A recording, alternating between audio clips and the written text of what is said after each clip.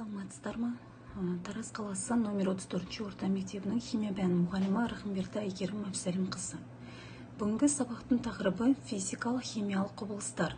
Оқу мақсаттары 7.1.1.3 физикалық және химиялық құбылыстарды ажырату. Біздің айналамыздағы заттар түрлі өзгерістерге ұшырайды. Шалшықтар көбейеді, немесе қыста қатады, су буланады, күзде өсімдіктер жапырақтарының түсі өзгереді, тағы басқа құбылыстарды байқауға болады. Заттардың осындай өзгерістерге ұшырауы құбылыстар деп аталады. Құбылыстар екіге бөлінеді: физикалық және химиялық құбылыстар. Физикалық құбылыстар заттардың молекулалары өзгеріске ұшырамайтын құбылыстар. Мысалға, төмендегі суретке қарасаңыздар, судың булануы, яғни су молекулалары өзгеріске ұшырамайды, тек олардың молекулалары бірігеді. Химиялық құбылыстар бір заттан екінші бір заттың түзілетін құбылыстар. Мысалға, сутек атомдары қосылып, оттек атомдары мен су молекулаларының түзіледі. Көмір жанғанда оттек молекуласындағы атомдар көміртек атомдарымен қосылып, көмір қышқыл газының молекуласы түзіледі. Бұл құбылыстарды төмендегі мына сурет арқылы көруге болады. Көмірдің жануы.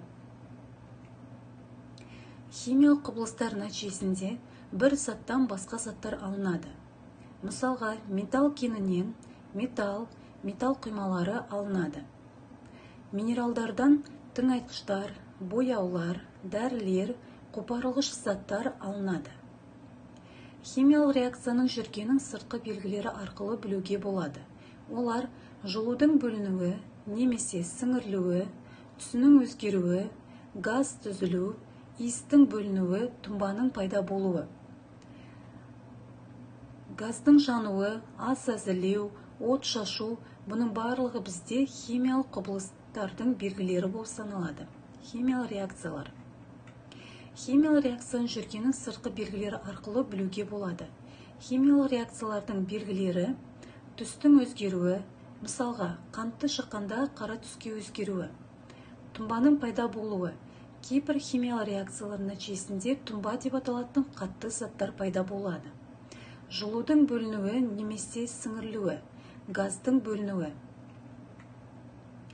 Ал балалар, бүгінгі тақырып түсінікті болса, онда сіздерге берілген тапсырма төмендегі тізімнен физикалық және химиялық құбылыстарды бөліп жазу керек. Судың булануы, жапырақтың шіруі, бұлттың түзілуі, темірдің тот басуы, электр шамындағы қылсымның қызаруы, табадағы тамақтың күйуі, жұмыртқаның шіруі, шаштың ағаруы, бенгаль шырағының жануы, темірдің балқуы. Осы құбылыстарды физикалық және химиялық құбылыстарды жіктеу керек.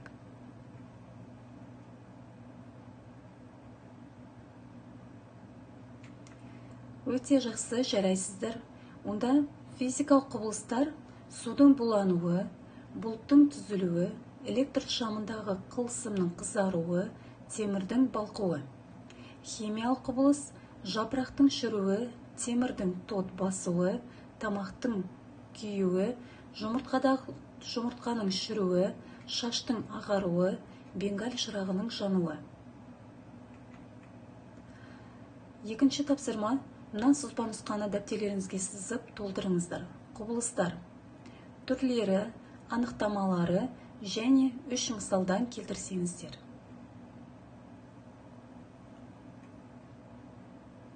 Өте жақсы, жарайсыздар. Құбылыстардың екі түрі бар: физикалық және химиялық. Физикалық құбылыстардың анықтамалары молекулалары өзгеріске ұшырамайтын құбылыс, бұл физикалық құбылыс деп аталады. Химиялық құбылыс анықтамалары молекулалары өзгеріске ұшырайтын құбылыстар.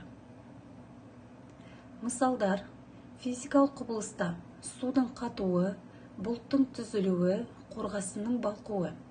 Химиялық құбылыс көмірдің жануы, шаштың ағаруы, сүттің ашуы. Өте жақсы, балалар. Онда сабақ түсінікті болса, кері байланыс берсеңіздер. Плюс оң әсер еткен фактілер, сабақтан алған әсеріңіз.